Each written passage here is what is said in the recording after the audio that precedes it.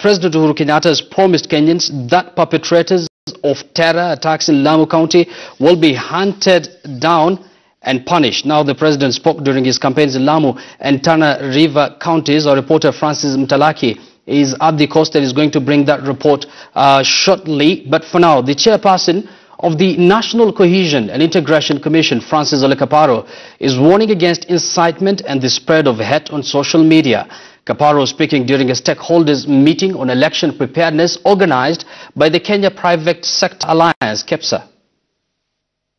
Administrators of WhatsApp groups identified across 21 counties as platforms for hate speech may soon find themselves on the wrong side of the law.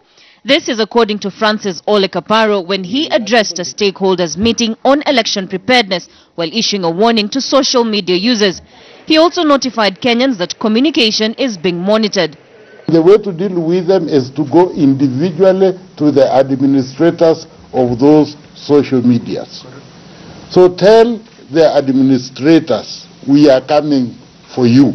On his part, Acting Cabinet Secretary for Interior and Coordination, Dr. Fred Matiang'i, said peace is non-negotiable, and with the ongoing election campaigns, he warned that politicians will also not be spared. I know that our colleagues, sometimes the human rights sector, do raise issues about human rights and do raise issues about the rights of those who commit these crimes. But take this message. We are conscious also about those rights and we will respect them. But we will ensure that those rights do not also interfere with the freedoms and the peace of others.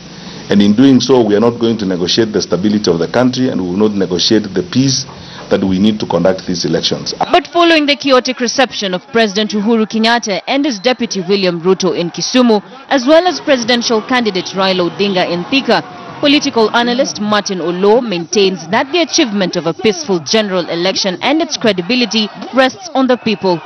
Kwa upande wa maandalizi na kwa upande labda wanaohusika wameona kwamba wameweka mikakati inayofaa.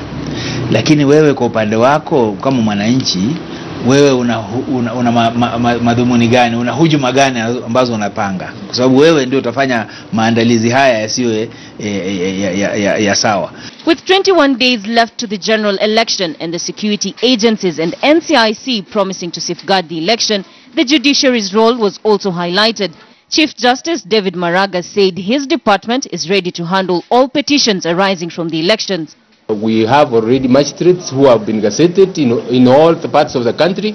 If there are any cases of hate speech, if there are any cases of violence that are brought to court, we are going to deal with them firmly and very, very fast.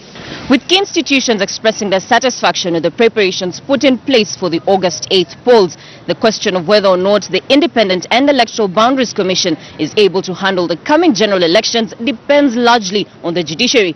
This, as the Court of Appeal is set to make a major ruling on whether or not the printing of the presidential ballot papers will continue as scheduled, or the Electoral Commission will have to look for an alternative. Raquel Muigai, KTN News, Nairobi. Now we're just 21 days away from the